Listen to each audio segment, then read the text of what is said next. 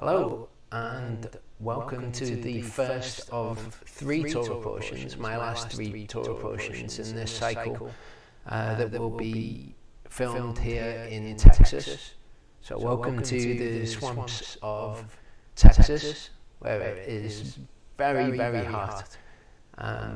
It's about 90 to 95 Fahrenheit for Americans, and it's 32 to 35 Celsius for those who are in the UK.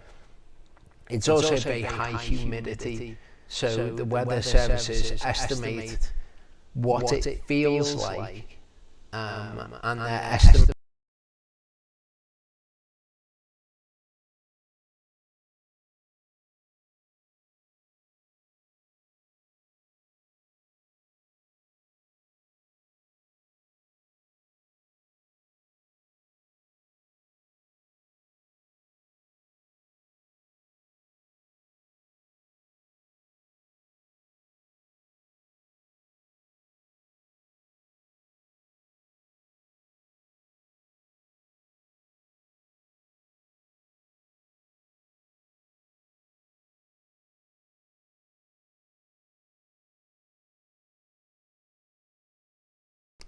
we got the computer all built, but the guy who sent us the power supply didn't send us one of the cables for the 4-pin connector on the motherboard.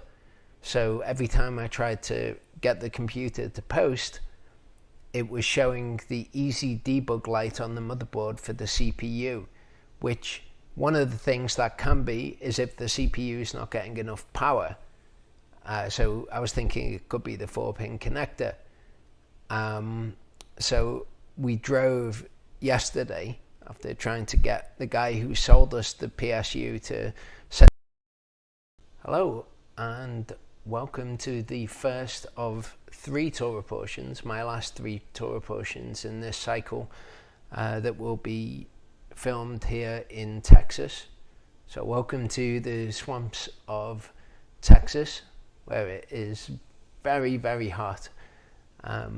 It's about 90 to 95 Fahrenheit for Americans, and it's 32 to 35 Celsius for those who are in the UK. It's also very high humidity, so the weather services estimate what it feels like, and their estimate for today is 110 Fahrenheit, that's 43.3 Celsius. So it's very hot. Now today I'm going to be filming this with the laptop, possibly in future videos as well. I'm going to try and film them as close to each other as I can. I've been working on all the Torah portions since I arrived, and they're all in a fairly good state at the moment. The equipment has been a little bit of hassle to get set up. For those who know about computer equipment, we got the computer all built, but the guy who sent us the power supply didn't send us one of the cables for the 4-pin connector on the motherboard.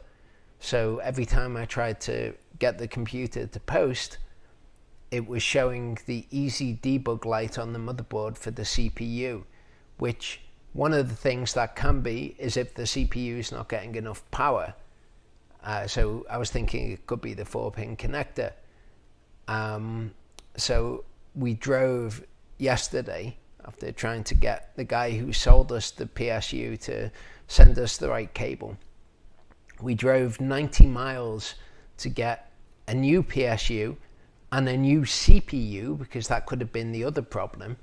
And then on the way back, I realized that it could be as simple as the motherboard needed new BIOS settings, and we didn't need any new hardware at all. And thankfully, when we got back, I updated the BIOS and the computer started to post. So now we need to drive 90 miles to return the CPU and the power supply, but it's all good because everything installed okay after that. and now we're set up to record.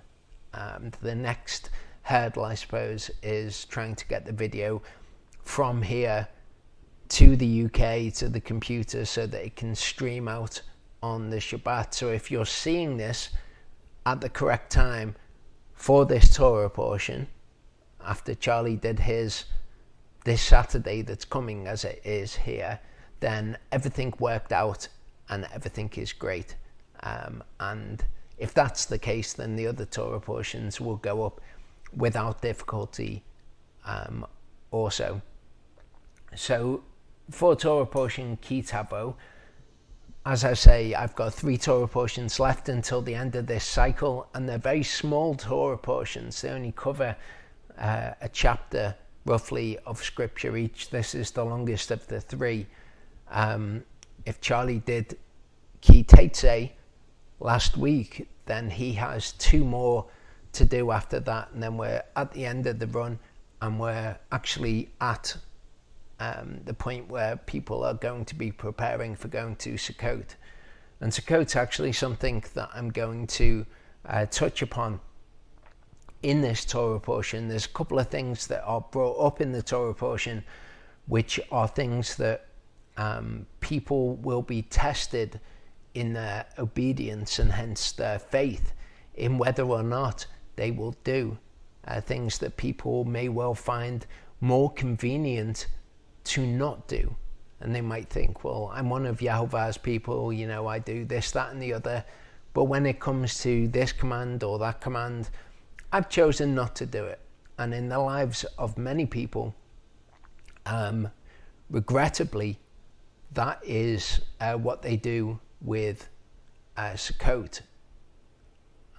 People don't want to, you know, go out and camp for 7 days, basically. They'd rather stay at home and keep living their lives.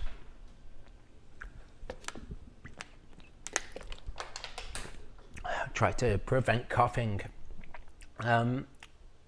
Okay, so the Torah portion starts with kind of a jumping off point for us to look at Sukkot. And it shall be, when you come into the land which Yehovah your Elohim is giving you as an inheritance, and possess it and dwell in it, that you shall take some of the first of all the fruits of the soil, which you bring from your land, that Yehovah your Elohim is giving you, and shall put it in a basket, and go to the place where Yehovah your Elohim chooses to make his name dwell there. And this is the point that we're going to examine. We'll get on to the bringing of this basket and all of the rest of it later on, but I want to look at this place where Yehovah your Elohim chooses to make his name dwell there. And we're going to see scriptures that will show us that this place is Jerusalem. Charlie was looking at the Hebrew phrase hamakom, the place or this place. And Jerusalem is the place, hamakom, where Yehovah your Elohim chooses to make his name dwell there. And if there are things in the Torah which correspond with Jerusalem, we need to understand whether or not the Torah is mandating that we travel to Jerusalem every year, 3 times a year in fact, to present tithes, to go to the set apart times that he has. Are we required to go to Jerusalem to do them? In 2 Chronicles 6, 5-8, it says, "From the day that I brought my people out of the land of Mitzrayim, I have chosen no city from any tribe of Israel in which to build a house for my name to be there, nor did I choose any man to be a leader over my people Israel. But I have chosen Yerushalayim for my name to be there," so Jerusalem, "and I have chosen David," or David, "to be over my people Israel. And it was in the heart of my father David to build a house for the name of Yehovah Elohim of Yisrael. But Yehovah said to my father David, because it was in your heart to build a house for my name, you did well that it was in your heart. Okay, so this is, of course, Solomon speaking. David was not able to build the house himself because he was a man of battle. He had shed blood. And Yehovah said he will not build the house. His son, Shlomo or Solomon, will build the house. But we can see here that that place is Jerusalem, where his name is. He's chosen that place for his name to be, for his temple to be. And we're going to see a connection between where his temple is and where his name is, also where his altar is, probably more precisely, and where his name is. 2 Chronicles 12:13. So King Rehoboam strengthened himself in Jerusalem and reigned. For Rehoboam was 40 years old when he became king, and he reigned 17 years in Jerusalem. So Rehoboam or Rehoboam was the king of Judah, the city which Yehovah had chosen out of all the tribes of Israel to put his name there. So again, we can see that Jerusalem is the place where Yehovah has chosen for his name to dwell. In Exodus 20, verse 24, it says, make an altar of earth for me, and you shall sacrifice on it your burnt offerings, your peace offerings, your sheep and your cattle, in every place where I cause my name to be remembered. I shall come to you and bless you. This is really interesting because he's saying that wherever the altar is, that is where he has chosen for his name to be remembered. Everywhere where his altar is. People get really caught up in the idea of animal sacrifice being this horrifically brutal thing that, you know, it's not in the character of Yehovah to want animals to be killed. However, we see here that everywhere where an altar is erected, if you like, where sheep and cattle are slaughtered, that is him causing his name, his character to be remembered.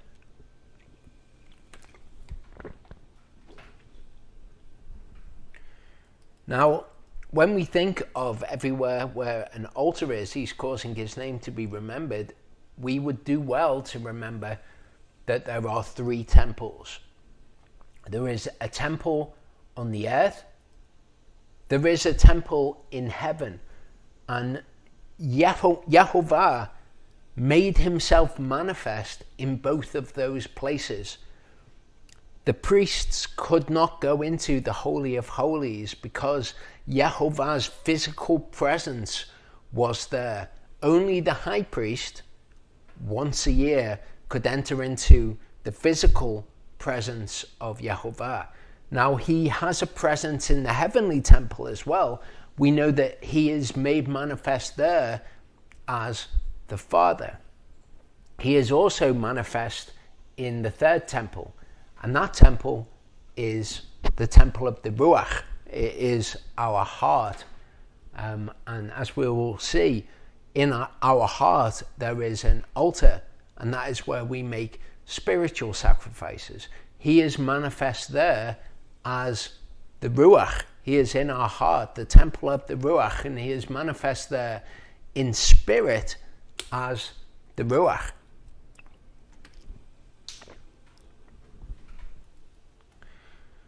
In Deuteronomy 27:4-5, so this is actually from this Torah portion, it says, and it shall be when you've passed over the Ardein, that on Mount Ebal you shall set up these stones which I command you today, and you shall plaster them with plaster. And build an altar to Yehovah your Elohim there, an altar of stones. Do not use an iron tool on them. And we'll see later on this idea of using an iron tool on the altar. This is a physical altar, but we can also see that we can use an iron tool, figuratively speaking, on the altar, which is in our hearts. Exodus 20 verse 25 says, "If you make an altar of stone, do not build it out of cut stone, for if you use a chisel on it, an iron tool, you have profaned it." And it's in the book of Jeremiah that we will see that we can use an iron tool on our hearts. The sin of Yehudah, the sin of Judah, is written with a pen of iron. So it's written with an iron tool, and that we are told, if you use a chisel on it, you have profaned it. So what they have done by writing on their hearts with an iron tool, inscribing their sin on their hearts, they were profaning their hearts. So the sin of Yehudah is written with a pen of iron, engraved with the point of a diamond on the tablet of their heart and on the horns of your altars. Okay, so that's not their physical altars. They didn't inscribe their sin on their physical altars. They were inscribing it on the tablet of their heart. And Charlie looked at 2 Corinthians 3, where it talks about the heart of stone and the heart of flesh. So here they are inscribing on their hearts, and it's also said to be on the horns of their altars. So everywhere where Yehovah causes his name to be remembered is where his altar is. Where there is a temple to Yehovah, then there is an altar there. The physical temple. In the heavenly temple, we know Yeshua's blood was offered on the altar in the heavenly temple for the cleansing of our conscience. And also our spiritual sacrifices are offered on an altar. And that altar, as we see from these scriptures, is in our hearts. John 14:23 says, Yeshua answered them, "If anyone loves me, he shall guard my word, and my Father shall love him, and we shall come to him and make our abode with him." So this is talking about the Spirit coming and dwelling in our hearts. As I say, Yehovah dwelt in the temple on the earth as what people refer to by a Jewish term, the Shekinah glory. It's just basically the presence of Yehovah, the physical presence of Yehovah. He came to dwell there. It was a house for him to live in. He also dwells in heaven as the Father, where our consciences are cleansed by Yeshua's blood on the altar in heaven. He also comes to dwell in our hearts. His Spirit or his word comes to dwell in our hearts, where also there is an altar. So his name dwells in heaven, his name dwells on the earth, and his name also dwells in our hearts. Romans 8 verse 9 says, "But you are not in the flesh, but in the Spirit. If indeed the Spirit of Elohim dwells in you, and if anyone does not have the Spirit of Messiah, this one is not his." So this is interesting for one thing, because it compares the Spirit of Elohim with the Spirit of Messiah. It says if you have the Spirit of Elohim, great. If you don't have the Spirit of Messiah, making them equivocal. The scripture is also interesting because it's talking about the Spirit of Elohim dwelling inside of one. And as I say, the Spirit, and something we've looked at before, the Spirit and the Word are talked about synonymously. And as we continue on through these scriptures, you're going to see that his Word, his name, and his Spirit are all synonymous with one another, because they are all of Yehovah, which means they are, if you like, emanating from him. They are all manifestations of him. My spirit is me. My word is me. My character is me. It's not all of me. They're all components of me, but they are all unified in the fact that they are all me. So you can speak of those things as being synonymous with one another. In Psalm 138 verse 2, it says, I bow myself toward your set apart temple and give thanks to your name for your kindness, your chesed, and your truth. For you have made great your word, your name above all. So we kind of see his word here being rephrased, if you like, as his name. You have made your word, your name above all. And again, this is associated with his set apart, his holy temple. Giving thanks to his name. Okay, I bow myself towards your temple and I give thanks to your name, because his temple, where his altar is where he has caused his name to be remembered, his character. His word also reminds us of his name. His word, his spirit remind us of his name. And it mentions here characteristics of his name, his chesed, his kindness, and his truth. In Proverbs 31:26 it says, she shall open her mouth with wisdom. On her tongue is the Torah of chesed. Okay, so again we see his word and his name being synonymous and unified here.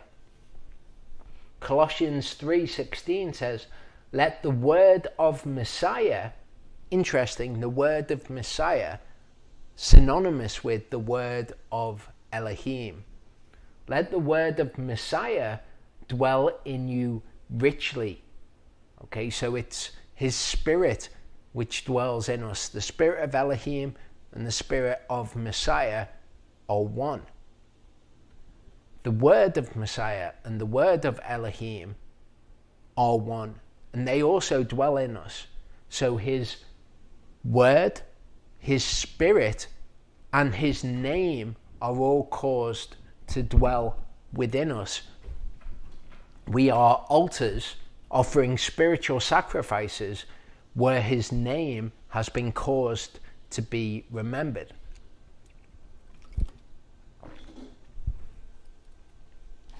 Ephesians 3 verse 17 says that the Messiah might dwell in your hearts through belief or through faith, however you want to phrase that. So the Messiah, again, the Messiah is the spirit and word and name of Elohim, and they all dwell within Messiah. So you can speak of them all by let Messiah dwell within you. Of course, the Messiah himself was the Word made flesh. So if you are to say let Messiah dwell in your hearts, it's another way of saying let the Word dwell in your hearts. So the spirit of Elohim, the spirit of Messiah, the name of Yahovah, and the word of Messiah and the word of Elohim, being the same thing, dwell in our hearts. And the way that they do so is through our belief. 2 Kings 23:21-27 says, and the king commanded all the people, saying, prepare the Passover to Yehovah your Elohim, as it is written in the book of the covenant. So this is King Yoshiahu, or King Josiah, as it might be in English. When the Torah is brought to him, then he reads it and he commands the people out of the Torah to turn back to Yehovah, basically, and he smashes all of the idols, and he turns back to Yehovah with all his heart, with all his soul, with all his might. So the king commands all the people, and he says, prepare the Passover to Yehovah your Elohim. Now what we're told about the last time they did Passover is quite interesting. For such a Passover had not been prepared since the days of the judges who ruled in Israel. So you have Moses, hands off to Joshua. Then after Joshua, you have the period where the judges ruled over Israel. And we're told that they had not done the Passover from the end of the reign of the judges all the way through all the reigns of the kings. Okay, so that would be King David, it would be King Solomon, all of the other good kings of Judah. None of them had done the Passover right the way back to the period of the judges who ruled over Israel, nor in the days of the kings of Israel and the kings of Yehudah. But in the 18th year of King Josiah, this Passover was prepared before Yehovah in Jerusalem. And this piece of scripture is interesting to me because this is very much what we're going through now. We have come back to a remembrance of the Torah. The Torah is being pointed out to us, and we're starting to do similar things. Okay, we do the Passover, we do Shavuot, and we do Sukkot. We've begun to do all these things which have not been done by his people for so long. Also, Yoshiyahu put away those who consulted mediums and spiritists and household gods and idols and all the abominations that were seen in the land of Yehudah and in Jerusalem, in order to establish the words of the Torah which were written in the book that Hilkiyahu the priest found in the house of Yehovah. And of course, we are now priests offering spiritual sacrifices in the house of Yehovah, which is our heart, where the altar is. It's also us corporately as the body of Messiah. And the book of the Torah has been now found, and we are now establishing the words in very much the same way. Before him there was no king like him, who turned back to Yehovah with all his heart, with all his soul, with all his might, according to the Torah of Moshe, and after him none rose up like him. So that's the kings. There was no king after him who turned back in such a way to Yehovah. However, Yehovah did not turn from the fierceness of his great wrath, with which his wrath burned against Yehudah, because of all the provocations with which Manasseh had provoked him. And Yehovah said, even Yehudah I shall remove from my presence, as I have removed Israel. So the house of Israel have been taken into captivity by the king of Assyria. This king was a couple of kings before Zedekiah, who was ruling when Babylon took the house of Judah into captivity. And even though Josiah turned back in such an amazing way, Yehovah's wrath was not turned from Judah because of their sin. Zechariah 2:10-13 says, sing and rejoice, O daughter of Sion, for look, I am coming and shall dwell in your midst, declares Yehovah. And many Gentiles shall be joined to Yehovah in that day, and they shall become my people. And this is going to be really important when we look at the requirement that one be a native-born Israelite. Okay, he says that the Gentiles will become his people. his people are Israel. Okay, it's not the sons of the flesh who are counted, it's the sons of the promise who are Israel. Not all who are of the man Israel are Israel. Yahovah's people, Israel, is what Paul reminds us in Romans chapter 9. They shall become my people, and I shall dwell in your midst. Now, when this prophecy was given, I am sure that they did not know how that was going to happen. Zechariah is also the prophet who writes about those who are afar off, the house of Israel, coming to build the temple of Yahovah. And I'm sure that they thought that that meant they would return and build a physical temple. But as we know, we are temples of the Ruach. The house of Israel came back with the house of Judah to make the full temple of Yahovah, the temple of the Ruach. Here, when he says, I shall dwell in your midst, that is a part of that. That is his Ruach coming and dwelling in our midst.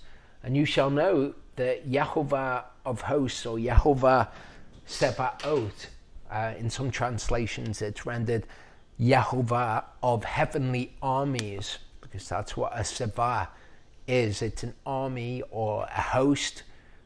The children of Israel were all divided up into Sebaot, and that's the armies that they were comprised of. So when you read the Lord of hosts, that's what it's talking about. Yahovah Sebaot, Yahovah of armies, has sent me to you. And Yahovah shall inherit Yehudah, his portion in the set apart land, and he shall again choose Jerusalem. So he will again choose Jerusalem for his name to dwell in. Okay, at the moment, Jerusalem is not where his name dwells. He makes a prophecy that there will be a future point when that is the case. Okay, and we will see that in the future again. He's going to inherit Yehudah, but at the moment we are in exile. And the way that he dwells in our midst, and the place where he chooses for his name to dwell, is in our hearts. Hush all flesh before Yehovah, for he has roused himself out of his set apart dwelling. So his set apart dwelling in heaven is what is being referenced there. And he will rouse himself out of that place, and he will come and he will visit upon the Gentiles. He will judge the Gentiles. He will smite the nations. And how does he do that? He does it in the form of Yeshua. That's how Yehovah will fulfill these prophecies. Which brings us to what we have pictured here. Okay, so one reason that people might say, well, we can't do Sukkot, or if we're going to do Sukkot, we've got to go to Jerusalem, is because Jerusalem in the past was where his name dwelt. People seem to want to throw that up from time to time as a reason why they don't have to get out of their comfort zone and do what Yehovah has asked them to do once a year. You'll find this with many of his commands. Yehovah is quite happy for people to find an excuse that suits them, because it's not really in their hearts to do his word. They don't really want to do it, and so they come across a convenient excuse, a convenient reason that they're happy to not do his word. We read, dwell in tents for 7 days. Of course, it doesn't say dwell in tents. In the Hebrew, it is Sukkot. Okay, Sukkah is the feminine singular. Sukkot is the feminine plural. So tent is a feminine word. So we've got the plural Sukkot. This is the word Sukkah. You can see in the top left there, transliteration is spelt with the C. The reason that is because the Hebrew letter is a samech. A samech makes an S sound, a hard S sound. We also have a sheen or a seen in Hebrew, which makes an S or a sh sound. So to differentiate them in the way it's transliterated, they've put a C, which in English we could pronounce as a S sound as well. But it means thicket, covert, booth, also means a tent. It's basically what it means is a temporary dwelling, a place where somebody would dwell temporarily, or kind of a makeshift dwelling almost. We read of cows and livestock dwelling in Sukkot, okay, kind of booths, they're outside dwellings. We also read of it in 2 Samuel 11 verse 11. It says, Uriah said to David, the ark and Yisrael and Yehudah are dwelling in Sukkot, and my master Joab and the servants of my master are encamped in the open fields. So we can see how this word is used here. They're dwelling in Sukkot, in the open fields.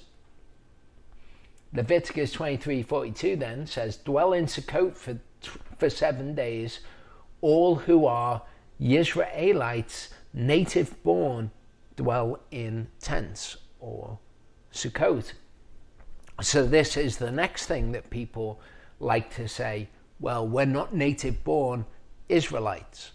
And they're confusing that because they're thinking, well, we weren't born in the land of Israel, thinking that that's what it means to be native born.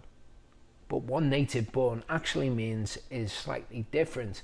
We can see the word for native here is Ezrach. Okay. A native can be one rising from the soil, and that is just a biblical usage. But if you look down to the bottom of this, the Strong's definition, it says, in the sense of springing up as spontaneous growth, i.e. native, tree or persons, bay tree, homeborn in the land, or of one's own country or nation. And what did Yehovah say of the Gentiles? That they will become his people. They will become Israel. Okay, so we're not native born as they were born in the land. But now Yehovah has rejected those people, and it is those people who come to him by faith and enter into the new covenant made in Yeshua's blood.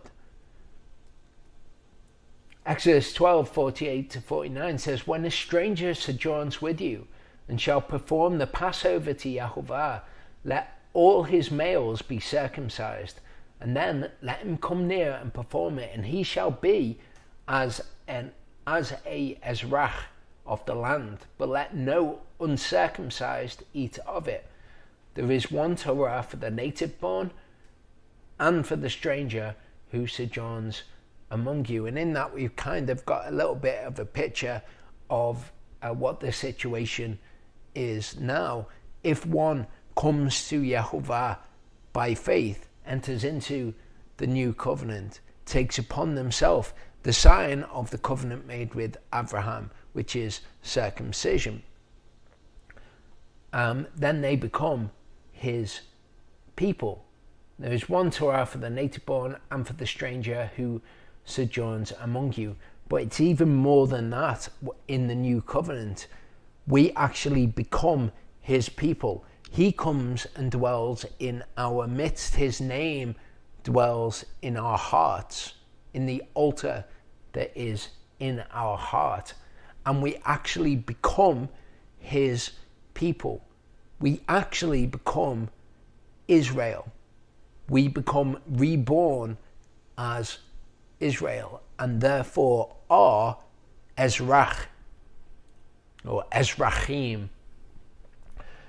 Ephesians 2:12-13 says that at that time you were without Messiah, excluded from the citizenship of Israel, and strangers from the covenants of promise, having no expectation and without Elohim in the world. So that's how the people who will be watching this video all began. Okay, we were excluded from the citizenship of Israel. We weren't native-born Israelites, and we were strangers from the covenants of promise. But now through the blood of Yeshua, we have entered into covenant with Yehovah. His Ruach has come to dwell in our midst, and we are his people, as prophesied in Zechariah. But now in Messiah Yeshua, you who once were far off have been brought near by the blood of the Messiah. Verse 19, it says, so then you are no longer strangers and foreigners, but fellow citizens with the set-apart ones and members of the household of Elohim. Okay, where he's chosen for his name to be remembered. We are no longer strangers and foreigners. Okay, it's not a case of there's one Torah for the native born and for the stranger. Now we're not even strangers. We are actually a part of Israel. We are a part of his people. Ephesians 2:11-13 says, therefore remember that you once Gentiles in the flesh, once, okay, in the context of what he's saying here, okay, you didn't used to be part of Israel. You were once Gentiles in the flesh, who were called the uncircumcision by what is called the circumcision made in the flesh by hands. So in other words, that's what the Jews used to call the Gentiles, the uncircumcision. That at that time you were without Messiah, excluded from the citizenship of Israel, and strangers from the covenants of promise, having no expectation without Elohim in the world. But now in Messiah Yeshua, you who were once far off have been brought near by the blood of Messiah. So once Gentiles, brought near by the blood of Messiah, no longer strangers and foreigners. We are now his people. 1 Peter 1:22-25 says, now that you have cleansed your lives in obeying the truth through the Spirit to unfeigned brotherly love, now that the Spirit, his word, his name dwells in us, love one another fervently with a clean heart, having been reborn, not of corruptible seed, but incorruptible, through the living word of Elohim, which remains forever. So we've been reborn through the living word of Elohim. Because all flesh is as grass, and all esteem of man as the flower of the grass withers, and its flower falls away. But the word of Elohim remains forever. So we needed to be reborn through the living word of Elohim, because previously we were corruptible and we would have just passed away. But if we're reborn through the living word of Elohim, that endures forever. And we will receive a new body, a new tent or tabernacle, if you like, to dwell in for eternity.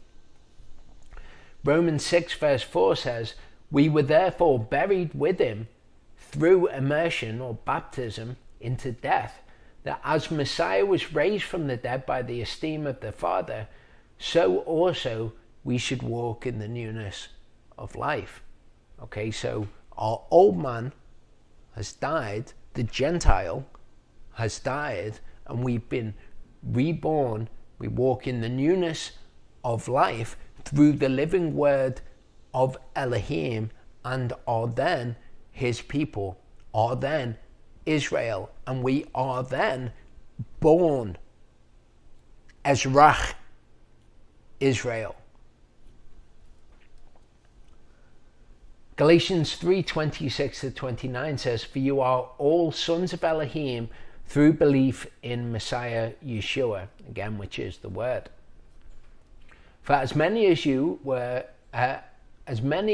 of you as were baptized into Messiah have put on Messiah. Now we walk in the newness of life.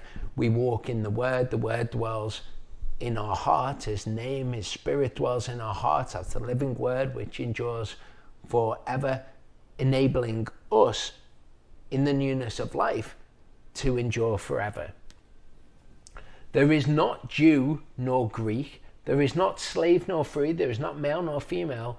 You are all one in Messiah Yeshua. So it's not, if you're a native born Jew, then you have to do Sukkot. If you're born in the land of Israel, you have to do Sukkot. No, there's no Jew or Greek. Now it is those who are in Messiah who are all one. They are all one new man, Israel. We are all Ezrach. And as such, the Torah obviously applies to us to do the dwelling in Sukkot for 7 days. If you are of Messiah, then you are the seed of Abraham and heirs according to the promise. So you're not physically the seed of Abraham, but you are the spiritual seed, if you like, of Abraham. Spiritually, he is our father. We are Ezrach, or Ezrachim. Luke 14:15-21 says, and when one of those who sat at the table with him heard this, he said to him, blessed is he who eats bread in the kingdom of Elohim. But he said to him, a certain man gave a great supper, and he invited many. And he sent his servants at supper time to say to those who were invited, come, for all is now ready. But one by one they all began making excuses. The first said to him, I have bought a field, I need to go and see it. I ask you to have me excused. Another said, I bought 5 yoke of oxen and I'm going to try them out. I ask you to have me excused. Another said, I've married a wife, and because of this I am unable to come. And that servant came and reported this to his master. Then the master of that house, being wroth, said to his servant, hurry out into the streets and lanes of the city, bring in here the poor and crippled and lame and blind. And of course, this tells us that those who were invited, those who were native born in the way that we might imagine in our minds when we hear that phrase, they were invited, but they all began making excuses and they asked to be excused. Ironically, now what people in the new covenant who are being tested as to their faith to see whether they are proven and whether they will be found worthy to walk with Messiah in white, what they are doing is they've begun to make excuses and say, oh, I can't do it because of this, I can't do it because of that. And no time is that any more true than of Sukkot.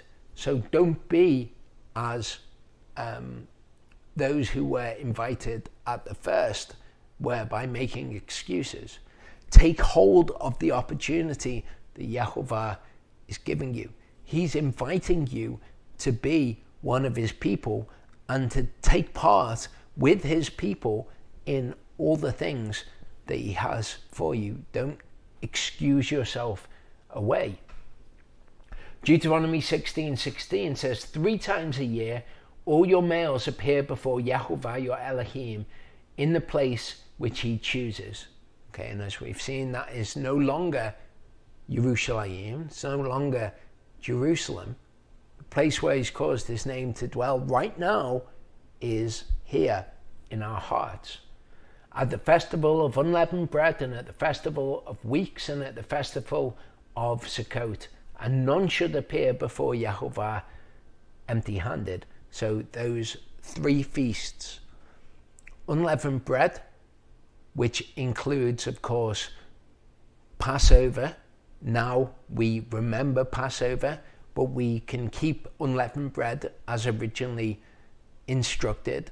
Also, within that week of unleavened bread is the Feast of first fruits when we remember how Yeshua rose from the dead as the first fruits of the resurrection.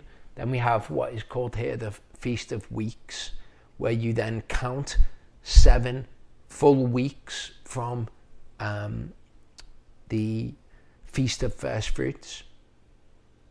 And then the day after the 7th Shabbat, that is when Shavuot takes place. And of course the last one, the Festival of Tents, or the Festival of Booths, really the Festival of Sukkot, people call it Sukkot as well. That is when we are to dwell in tents for 7 days. Deuteronomy 16:5-6 says, "You are not allowed to slaughter the Passover within any of your gates which Yehovah your Elohim gives you, but at the place where Yehovah your Elohim chooses to make his name dwell." I don't want people to get confused at this point and think, well, if the place where he chooses to make his name dwell is my heart, then I'm okay to get a lamb and kill a lamb for Passover. This is talking about the physical temple. That's physically killing a lamb and eating the lamb as the Passover meal. That can only be done in the physical temple where he chooses to make his name dwell. We do not have a physical temple where he has chosen to make his name dwell. Okay? For us, if we wanted the spiritual application of this, then we would look as to how the Passover lamb is a spiritual sacrifice. What is the spiritual equivalent that is being made there? In Leviticus 23, verse 43, it says, "So that your generations know that I made the children of Israel dwell in tents when I brought them out of the land of Mitzrayim. I am Yehovah your Elohim."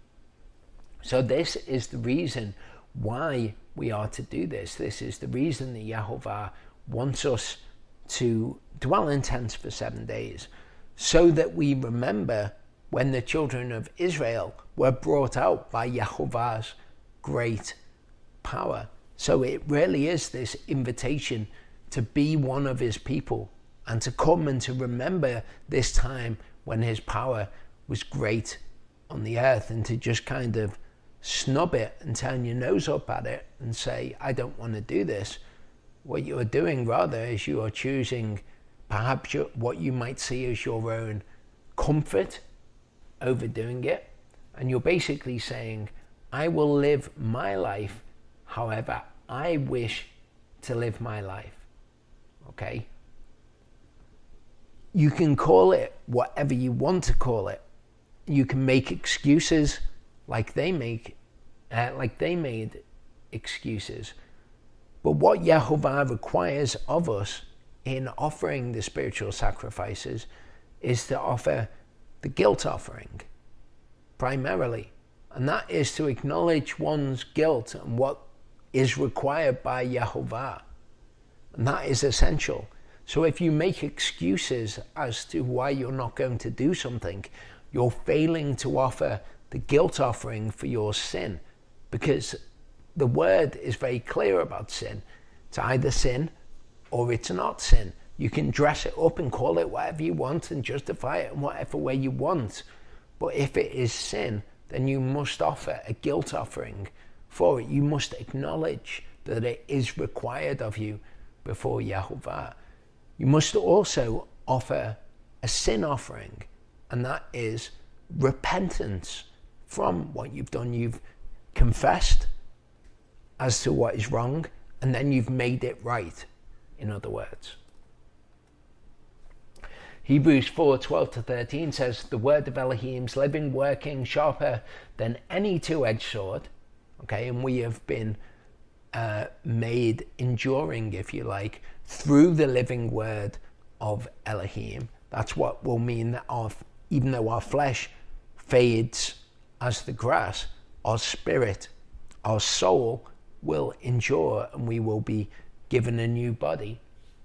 So it is living, and that's good because that will allow us to endure. Working sharper than any two-edged sword, cutting through even to the dividing of soul and spirit, okay, which I believe refers to the second death. And of joints and marrow, and able to judge the thoughts and intentions of the heart. So if you hear the word of Elohim, that you as an Israelite are to dwell in tents for 7 days, and you think, I really don't want to do that. What I want to do is live my life in the comfortable way in which I have fashioned for myself. And if Yehovah wants me to go and dwell in tents for 7 days, then, tough. I'm going to continue what I'm going to do.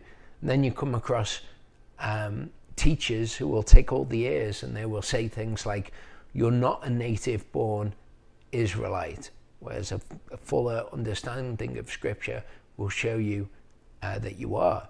Or they will say to you, well, are you going to go to Jerusalem where he's chosen to make his name dwell? And as we've seen, that is also not necessary, because we're not offering physical sacrifices. We are offering the spiritual sacrifices of submission in doing those things. There is no creature hidden from his sight, but all are naked and laid bare before the eyes of him with whom is our account. So you can justify it however you want, but what you're actually declaring loudly to everyone around you, and particularly to Yehovah, is your word doesn't suit me and I'm not going to do it. So Yehovah examines our hearts. He inspects each one of us and tests us to see whether or not we have faith. Ask yourself, how is your heart? If you could see your heart, what would you see? Because Yehovah doesn't see as man sees according to the outward appearance. He sees the heart. Okay, and if you have heard my words and you've beheld your natural face as in a mirror, don't forget, don't turn away and forget. Recognize the state that you're in. Make the guilt offering and the sin offering. Because just being in a state where you're failing isn't the end of it. You can make that guilt offering and that sin offering and put yourself back on the right track. You can choose to be his people, and you can choose to make him proclaim to be your Elohim. Ephesians 2:17-19. Having come, he brought us good news, peace to you who are far off, and peace to those near.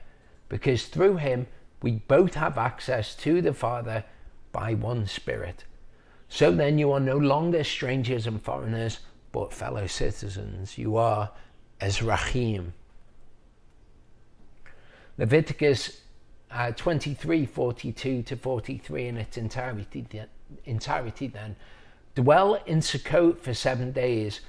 All those who are Yisraelites, Ezrachim, dwell in Sukkot, so that your generations know that I made the children of Israel dwell in tents when I brought them out of the land of Mitzrayim. I am Yehovah, your Elohim. It's one of the most personal ways that Yehovah draws close to us and says, you are my people. Come and take part in this. Remember my great works which brought your forefathers out of the land of Mitzrayim. We'll come back in the second part.